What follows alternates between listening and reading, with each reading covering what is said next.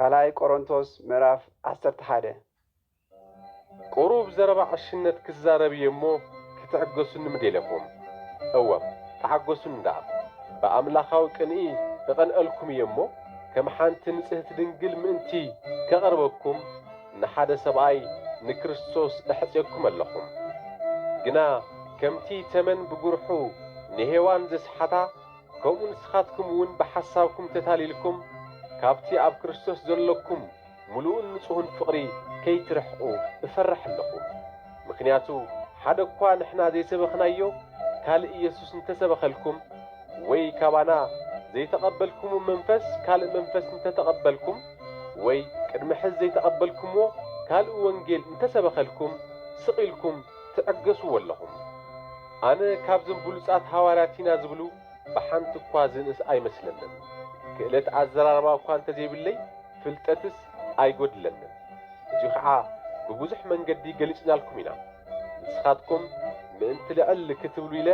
ርእሰይ ትሒተ ወንጌል እግዚኣብሔር ብዘይዋጋ እንተሰበኽኩልኩም ዶ ሓጢኣት ገይረ እየ ንኣኻትኩም ምእንቲ ኸገልግል ኢለ ካብተን ካልኦት ኣብያተ ክርስቲያን ሓገዝ ብምቕባለይ ወፂዐየን እየ ምሳኻትኩም እንተለኹውን ምስ ሰኣንኩ ንሓደ እኳ ኣየጸገምኩን እቶም ካብ መቄዶንያ ዝመጹ ኣሕዋት ዘድልየኒ ንኹሉ ገይሮምለ እዮም ስለዙይ ንሓደ እኳ ኣየጸገምኩን ድሕሪ ሕዚ እውን ከየጸግመልኩም ክጥንቀቕ እየ ኣብ ሃገር ኣካይያ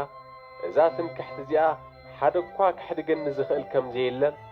በቲ ኣባይ ሓሪር ዘሎ ናይ ክርስቶስ ሓቂ እብለኩም ኣለኹም ዘየፍቅረኩም ስለ ዝኾንኩ ድየ እዚ ዝብል ዘለኹም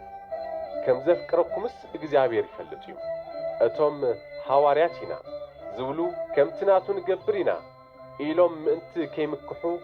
ምኽንያት ከስእኖም እቲ ሕዚ ዝገብሮ ዘለኹ ክቕጽለሉ እየ ከምዚኣቶም ዝበሉ ንበዓልቶም ናይ ክርስቶስ ሃዋርያት ከም ዝኾኑ ኣምሲሎም ብምጥባር ዝሰርሑ ሓሰውቲ ሃዋርያት እዮም ሰይጣን እኳ ንርእሱ ናይ ብርሃን መልኣኽ የምስል እሞ እዙይ ኣየገርምን እዩ ስለዙይ ከዓ እቶም ኣገልገልቲ ሰይጣን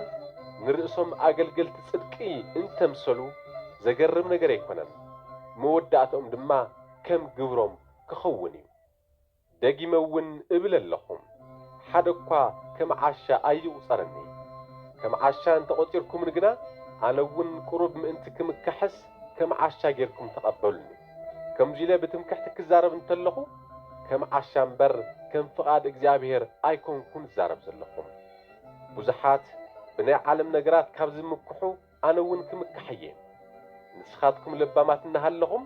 ነቶም ዓያሹ ብታሕጓስ ትዕገስዎም ኣለኹም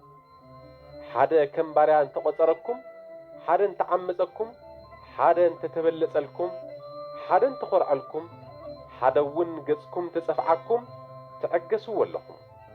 ንምዝራብ እኳ ዘሕፍረኒ እንተኾነ ንሕና ነዞም ነገራት እዚኣቶም ንምግባር ድኹማት ኢና ብለኩም ሓደ ክምካሕ ዝደፍር እንተልዩ ግና ኣነ እውን ክምካሕ እየ ነዚ ኩሉ ግና ከም ዓሻ እየ ዝዛረብ ዘለኹም ዕብራውያን ድዮም ኣነ እውን ዕብራዊ እየ እስራኤላውያን ድዮም ኣነ እውን እስራኤላዊ እየ ደቂ አብርሃም ድዮም ኣነ እውን ወዲ አብርሃም እየ ኣገልገልቲ ክርስቶስ ድዮም ከም ዕቡድ እየ ዝዛረብ ዘለኹ እምበር ኣነ በልጾም ካብኣቶም ሕልፊ ዝፀዓርኩ ብዙሕ ግዜ ዝተኣሰርኩ ብዙሕ ግዜ ዝተገረፍኩ ብዙሕ ግዜ እውን ኣብ ኣፍ ሞት ዝበፅሕኹ እየ 5 ግዜ ንርብዓ ጭጉራፍ ሓደ ጐደል ብኣይሁድ ተገረፍኩም 3,000 ብበትሪ ተዘበጥኩም 1,000 ብእማን ተቐጥቀጥኩም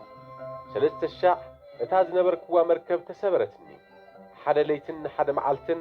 ኣብ ባሕሪ ጸንበለል በልኩም ብዙሕ ግዜ ኣብ ጉዕዞ ነበርኩም ብውሕጅን ብኸተርትን ከዓ ተጨነቅኩም ኣይሁድን ኣሕዛብን እውን መከራ ኣበርትዑለይ ኣብ ከተማን ኣብ በረኻን ኣብ ባሕርን ተጨነቅኩም በቶም ሓሰውቲ ኣሕዋት ተጨነቅኩም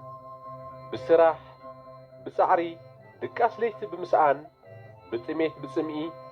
ብጾም ብቁርን ብዕርቃንን ነበርኩም ኣብ ርእሲ ዝኹሉ ከዓ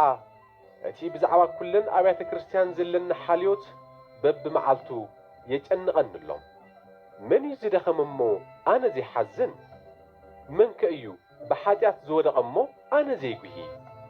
ንምካሕ ዝግባእ እንተኾይኑስ ኣነ እውን ብድኻመይ ክምካሕ እየ እቲ ንዘለዓለም ብሩኽ ዝኾነ ኣቦ ጐይታና ኢየሱስ እግዚኣብሔር ኣነ ከም ዘይሕሱ ይፈልጥ እዩ ኣብ ደማስቆ እቲ ኣብ ትሕቲ ንጉስ ኣርስጣስዮስ ኮይኑ ዘመሓደር ዝነበረ ሹም ክሕዘኒ ደልዩ ነታ ከተማ ይሕልዋ ነበረ ስለዚ ኣብ ከፈር ገይሮም በቲ ኣብቲ ቅጽሪ ዝነበረ መስኮት ኣውረድን እሞ ካብ ኢዱ ኣምለጥኩም